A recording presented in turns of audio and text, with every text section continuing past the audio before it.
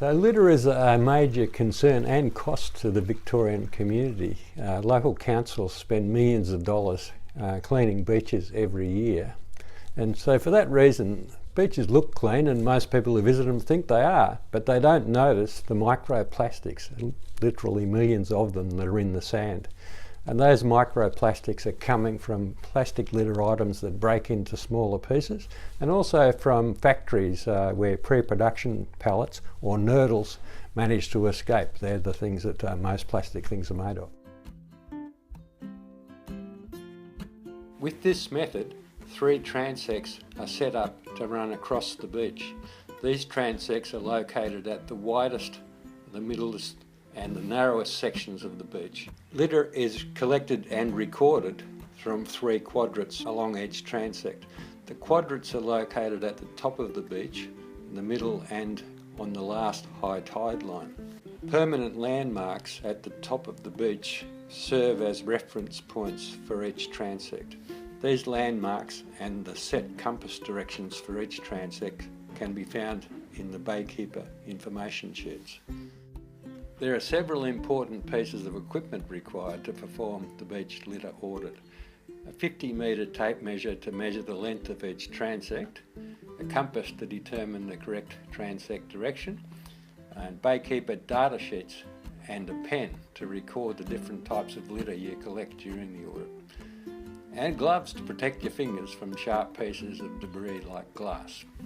Collection bags to put collected debris into, a ruler to classify litter pieces less than 5 millimetres, and finally, material to create a 1 square metre quadrat. This can be either a 4 metre long rope or a metal frame. Shown here is a 1/4 of a square metre quadrat.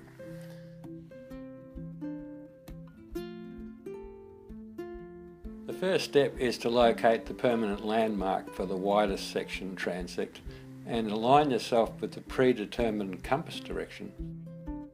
Set up your first quadrant at the top of the beach by placing the 1 square metre rope or metal frame on the sand. This will be quadrant 1, transect 1. Now locate the high tide line. It will likely be noticeable by strands of seaweed that washed up onto the shore from the last high tide. Walk the tape measure towards the water following the compass direction and measure the distance from the end of the quadrat to 0.5 metres past the last high tide line. Pull the tape measure tight and record the measurement and compass direction on your data sheet. Leaving the tape measure in place, find the halfway point between the top of the beach and the high tide line and mark it as your midpoint. Starting with quadrant 1, the quadrant at the top of the beach, survey the top layer of sand, putting the different types of litter you find in your collection bags. Use the Baykeeper data sheet to keep track of what you collect, using tallies in the proper rows and columns. Next, set up your midsection quadrant for the widest transect and repeat the method, collecting litter and recording what you find in the data sheet.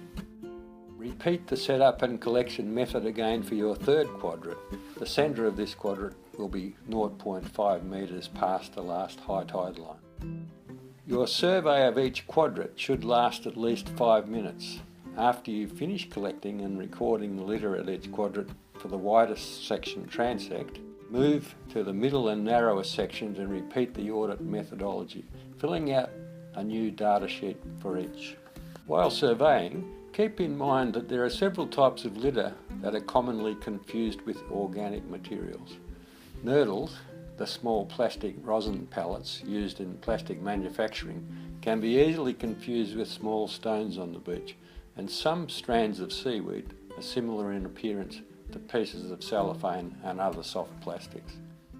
We really need to track this problem so that we can get some initiatives adopted to reduce plastic pollution in our environment.